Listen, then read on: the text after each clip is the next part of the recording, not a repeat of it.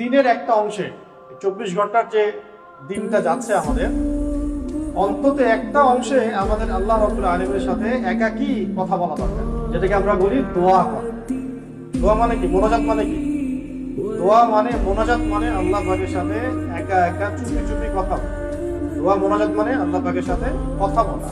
ধরেন আপনার মা অসুস্থ হয়েছে, এখন আপনি 2 রাকাত নামাজ পড়ে একা একা দোয়া করছেন, তখন আল্লাহ পাকের সাথে আপনার কানেকশনটা কেমন থাকে? চোখে পানি আসে না? ভিতরে অনুভূতি কাজ করে যে আমি কাউকে কিছু বলছি।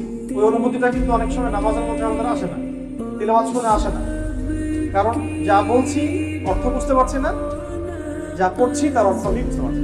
কিন্তু মায়ের জন্য দোয়া করছেন, বাংলা দিয়ে দোয়া করছেন হাত তুলে, তখন আপনার মধ্যে ফিলিংসটা কাজ করছে যে আমি কি বলছি, যেটা আপনি অর্থটা বুঝতে পারছেন। এই জন্য আপনার অনুভূতিটা তীব্র হচ্ছে, চোখ দিয়ে পানি হচ্ছে। এই কারণেই পরে দার্সে ইনশাআল্লাহ আমরা অর্থ বোঝার গুরুত্ব নিয়ে কথা বলবো এখানে।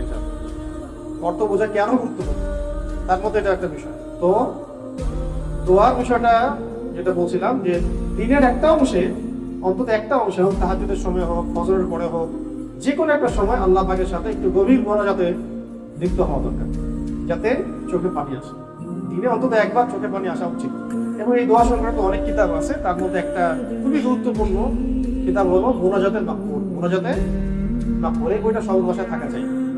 এখানে যে দোয়াগুলো আছে এত চমৎকার, এত সুন্দর, কেউ যদি অর্থ বুঝে এবং দিল থেকে এগুলো করতে পারে, ইনশাআল্লাহ তার দুনিয়া আখিরাতের জন্য আর কিছু চাওয়া বাকি থাকবে না।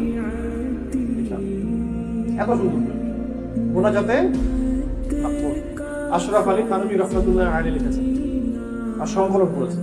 তো দোয়া ইহতিমাম করা। এছাড়া যদি আপনি চান যে আমি অনেক আরবি দোয়া জানি না, যেগুলো জানেন সেগুলোই করবেন। আর নির্দিষ্ট একটা সময় আপনি ফিক্স করে নেন, বসেন, যখন আপনি ফারেক আছেন, যে কোনো আপনার নামাজের পরে হতে পারে, ফজরের পরে হতে পারে, তাহাজ্জুদে হতে পারে, ঘুমানোর আগে হতে পারে, বাংলা দিয়ে আল্লাহ পাকের কাছে দোয়া করবেন যে কি আপনি চান, কি আপনি চান না, কি আপনার সমস্যা, কি আমার সমস্যা, কি আমার পেরেশানি, সবকিছু আল্লাহ পাকের সাথে শেয়ার করেন, সব কানেকশন উপর। এটা হলো দোয়ার ইহতিমাম করা। আর এটা আমাদের জন্য খুব বেশি দরকার, কারণ আমরা দিনকে রিপ্রেজেন্ট করতে চাই এবং দিন প্রতিষ্ঠিত হোক, এটা আমরা চাই। এই কারণে দোয়া ছাড়া আমাদের কিন্তু কোনো অস্ত্র নেই। আমাদের কাছে অস্ত্রটা কি এখন? দোয়া। আর 5 নম্বর হলো মুহাসাবা। 5 নম্বর কি? মুহাসাবা মানে হচ্ছে আত্মপর্যালোচনা, হিসাব নেওয়া, নিজের হিসাব নিজে নেওয়া, যে আমার দ্বারা সারাদিনে এমন কোনো কাজ হলো কিনা যেটা খারাপ, বা সারাদিনে আমি যা করতে চেয়েছিলাম সবগুলো করলাম কিনা, কিছু ছুটে গেল কিনা, ফরজ, ওয়াজিব, সুন্নাত, মুস্তাহাব, কোথায় আজকে গ্যাপ করবো, আমি কোথায় আজকে পিছায় পড়লাম, নাকি আজকে আমি একটু ভালো করলাম। যদি পিছায় পড়ি আস্তাগফিরুল্লাহ, যদি পিছায় পড়ি তাহলে আস্তাগফিরুল্লাহ, এবং আবার নতুনত্ব আমি পরের দিন থেকে শুরু করব। যদি পিছায় পড়ি, মনে হয় যেন আজকে একটু আমার মনে কমে গেল আমল, তাহলে ইস্তেগফার করে, ইস্তেগফার তওবা করে পরের দিন থেকে আবার নতুন উদ্যোগে শুরু করব। আর যদি ভালো হয়, আজকে খুব ভালো মাশাআল্লাহ দাওয়াতের কাজ করলাম, নামাজ পড়লাম, আজকে মাশাআল্লাহ মানুষকে পড়ালাম, দান সদকা করলাম ইত্যাদি, তখন আবার যেন মনের মধ্যে কোনো কিবর বা অহংকার না আসে, আজকে আমি খুব ভালো করে ফেলছি, আজকে তো আমার চেয়ে ভালো কেউ পড়েই নেই, ওইটা আসলে আবার ধ্বংস হয়। ওটা হচ্ছে কিবর, রিয়া চলে আসে। যদি এমন হয় যে মনে হয় যে আজকে ভালো আমল করেছি, তাহলে শুকরিয়া আদায় করা, আলহামদুলিল্লাহ, আল্লাহ পাক আমাকে তৌফিক দিয়েছেন, আমি আজকে এই কাজগুলো করতে পেরেছি। ওই সময় যেন কোনোভাবেই মনের মধ্যে আবার এই অনুভূতি না আসে যে খুব আজকে তো মাশাআল্লাহ হেভি আমল করলাম, মারাই যাচ্ছে, ঠিক আছে? এরকম হয় কিন্তু। এবং তখনই মানুষ ফেসবুকে ঢোকে, দুইকে অন্য কারো আমল নিয়ে সমালোচনা করে, আমি তো এরকম করছি, আর এত বুঝে কিছু। যখন মানুষ নিজেকে একটু সুপিরিয়র ভাবা শুরু করে, তখনই অন্যের পিছনে লাগা শুরু। এবং এটাই হচ্ছে ইবলিসের স্বভাব। কার স্বভাব? ইবলিসের স্বভাব।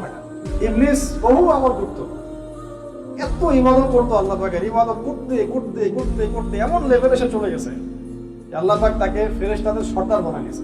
আপনারা ভাবতে পারেন যে ইবলিস ছিল ফেরেশতাদের সর্দার, মানে জিবরাইল আলাইহিস সালামের উপরে ফেরেশতাদের সর্দার, মানে কি সব ফেরেশতাদের উপরে তার মাকাম চলে গেছে, ইবাদত করতে করতে, আনুগত্য করতে। একটা পর্যায়ে কি হলো, আল্লাহ পাকে আদেশ করলেন আদমকে সিজদা করো, সবাই সিজদা করলো, ইল্লা ইবলিস। না করার পিছনে রিজনটা কি? সে বলছে যে খালাকতানি মিন নার ওয়া খালাকতাহু মিন তিন, আল্লাহ আপনি তাকে সৃষ্টি করেছেন কি দিয়ে? মাটি দিয়ে। আমাকে সৃষ্টি করেছেন আগুন দিয়ে, আমি কিভাবে তাকে সৃষ্টি করব? আর সে বলতেছে যে আপনি ভুল, আমি সঠিক। নাউজুবিল্লাহ। আবা ওয়াস্তাকবার। আল্লাহ পাক দুটো শব্দ বলছেন, আবা ওয়াস্তাকবার। উদ্ধত হলো এবং অহংকার প্রদর্শন করলো, অবাধ্য হলো, অহংকার প্রদর্শন করলো, ব্যাস অবাধ্য হলো, অহংকার প্রদর্শন করলো, জাহান্নামীতে অন্তর্ভুক্ত হয়ে গেল। আমাদের খুব মারাত্মক কলমের সমস্যা হচ্ছে একটু টুটা ফুটা আমল করা শুরু করলেই, টুটা ফুটা এসেন্সে বললাম, সাহাবীদের তুলনায় আমাদের আবার কিছু নেই। ইসলামী শরিয়ার যে মূলনীতি যেভাবে যেটা ডিমান্ড করে আমাদের কাছে ইসলামী শরিয়া, তার ধার কাছেও নেই আমাদের, যা করা দরকার তার ধার কাছেও নেই আমরা। তাতেই আমাদের কিছুদিন আমলের ধারাবাহিকতা থাকলেই অন্য মুসলিমদেরকে আমাদের কাছে মানে আমার চেয়ে খুব কি মনে হয়, নিচু স্তরের মনে হয়। কথায় বার্তায় চোখের চাহনিতে আকারে ইঙ্গিতে তাকে আন্ডারস্টিমেট করা শুরু করে। এটা হলো ইবলিসের স্বভাব, যার মধ্যে যাকে এটা পেয়ে বসছে ধ্বংস হয়ে গেছে। কিন্তু এই সে এমন ভাবে ধ্বংস হচ্ছে, তার ধ্বংসটা সে নিজে বুঝতেও পারছে না যে সে ধ্বংস হচ্ছে। এই কারণে যদি মনে হয় যে আজকে ভালো আমল হয়ে গেছে, তাহলে আল্লাহ শুকরিয়া আদায় করা, কৃতজ্ঞতা প্রকাশ করা, আলহামদুলিল্লাহ বল, আলহামদুলিল্লাহ আল্লাহ পাকের শুকরিয়া, আজকে আমি আমলগুলো করতে পেরেছি, আগামীকাল আরো ভালো করার চেষ্টা করছি। এই 5টা কাজ আজকে বললাম ব্যক্তি কেন্দ্রিক। আমাদের স্বপ্ন কয়টা? 2টা। নিজেরা জান্নাতে যেতে চাই, জাহান্নাম থেকে বাঁচতে চাই, এবং দিনকে আল্লাহর জমিনে কায়েম করতে চাই। তো প্রথম যেটা আমাদের স্বপ্ন, জান্নাতে যেতে চাই, তার জন্য এই আমলগুলো খুব জরুরি। আল্লাহ পাক আমাদেরকে এগুলো ইহতেমাম করার তৌফিক দান করেন, আমিন।